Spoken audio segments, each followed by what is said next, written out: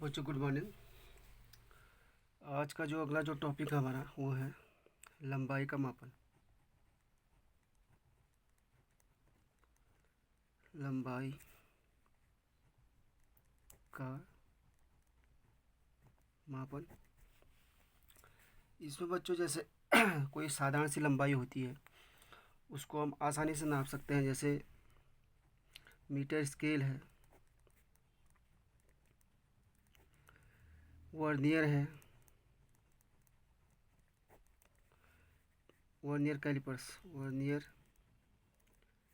Callipers या पेंच मापी है। ठीक है, इन उपकरणों से हम क्या कर सकते हैं, कोई साधारण सी लंबाई हम माप सकते हैं। जैसे मैंने कहा इस पेन की लंबाई कितनी है, तो हम यहाँ पर से क्या करते हैं, मीटर स्केल लगाते हैं और यह नाप लेते हैं। ठीक है, तो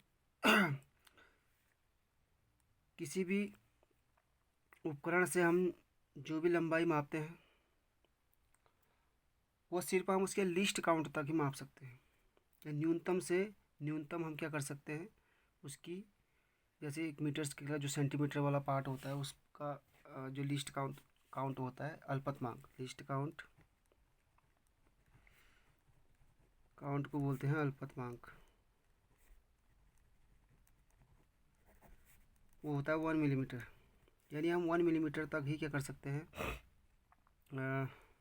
स्केल से न्यूनतम दूरी माप सकते हैं।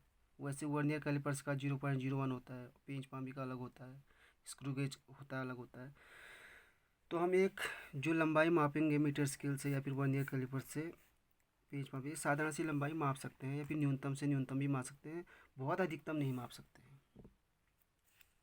ठीक है, जैसे मैंने कहा एक पेड़ की लंबाई मापनी है तो अब आप मीटर स्केल लगाओगे क्या। ठीक है, एक मीनार की लंबाई मापनी है, नदी के उस पार कोई पेड़ है उसकी लंबाई मापनी है, किसी पहाड़ की लंबाई मापनी है। तो ऐसी चीज़ों का हम क्या कर जो लंबाई मापनी हो तो उस इन उपकरण का प्रयोग करके हम लंबाई नहीं माप सकते हैं। तो इनके लिए जिन विधियों का उपयोग किया जाता है उसे उन्हें बोलते हैं अप्रत्यक्ष विधि। अप्रत्यक्ष विधि। ठीक है, अब अप्रत्यक्ष विधि में भी आपका जैसे मीनार की लंबाई हो या पहाड़ी की हो या खंबे की हो या पृथ्वी से चंद्रमा की दूरी हो ज्ञात की जा सकती है। ठीक है, इसमें भी आपका जैसे हमने फर्स्ट में मीनार की लंबाई मापनी है, किसी मीनार की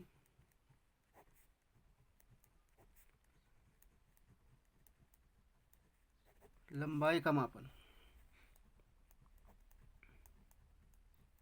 ठीक है, इसमें भी जब मीनार क्या हो आपका सुगम्य स्थान पर हो, सुगम्य स्थान पर हो। कहने का मतलब सुगम्य स्थान पर कहने का मतलब ये है कि जहाँ से हम ऑब्जर्वेशन कर रहे हैं और जहाँ तक हमने ऑब्जर्वेशन करना है उस वो वस्तु हमको क्या होनी चाहिए, दिखी हुई होनी चाहिए, यानी पता होना चाहिए। ठीक है, जैसे किसी मीनार की ऊंचाई हमने ज्ञात करनी है, ये कोई मीनार है ए बी, यहाँ से हमने ऑब्जर्वेशन करना है इस पॉइंट का। अब ये सुगम्य होना चाहिए। ठीक हो गया, इसके लिए क्या करते हैं, ये एच है मीनार की हाइट। ठीक हो गया, और इस पॉइंट से हमने क्या करना है, मीनार का इस पॉइंट से ए बी सी पॉइंट से हमने क्या करना है, मीनार को देखना है इसको। ठीक हो गया, तो ये क्या बनाता है, एक अल्फा कोण बनाता है, इसको बोलते हैं उन्नयन कोण। उन्नयन कोण। ठीक है, तो त्रिभुज ए बी सी में त्रिभुज ए बी सी में क्या होगा, लंबवत क्या होता है आपका आधार। ठीक है, टेन अल्फा बराबर क्या हो जाएगा आपका ए बी बट्टे सी, तो क्या हो जाएगा एच अपॉन इसको अगर हम एल माने तो ठीक है, एल।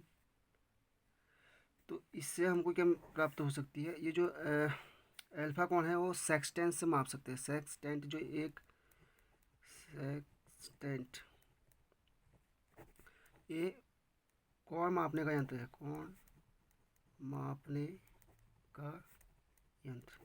तो इससे हमको क्या प्राप्त हो जाती है, मीनार की ऊंचाई प्राप्त हो जाती है। लेकिन ये कंडीशन तब है जब आपका मीनार सुगम्य स्थान पर हो, प्रत्यक्ष रूप से दिख रही हो हमको, ठीक है। दूसरा आता है जब मीनार अगम्य स्थान पर हो, जब मीनार अगम्य स्थान पर,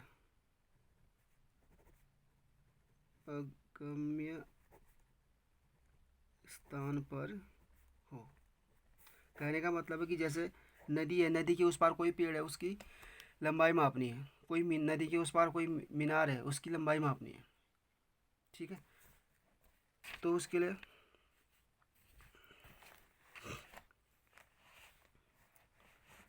ए बी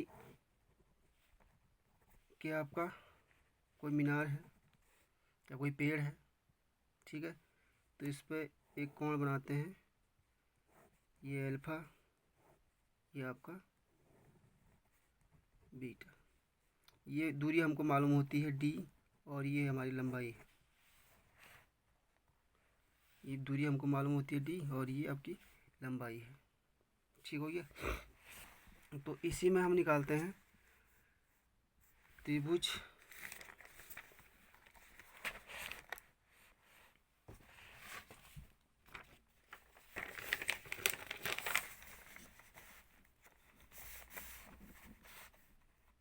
त्रिभुज ए सी बी में, त्रिभुज ए, इसको सी मान लेते हैं, इसको डी। सी बी में क्या होगा आपका कॉट अल्फा, ये कॉट अल्फा बराबर एल अपॉन एच हो जाएगा। समीकरण नंबर 1। फिर एक इसमें लेंगे त्रिभुज ए बी डी में, ए बी डी में कॉट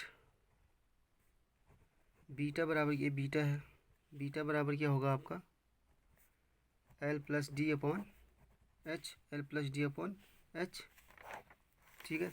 समीकरण 1 में से ये समीकरण तो इसमें से इसको घटा देते हैं, तो क्या बचेगा cot beta minus cot alpha बराबर L plus D upon H minus L upon H. तो कितना बचा डी अपॉन एच।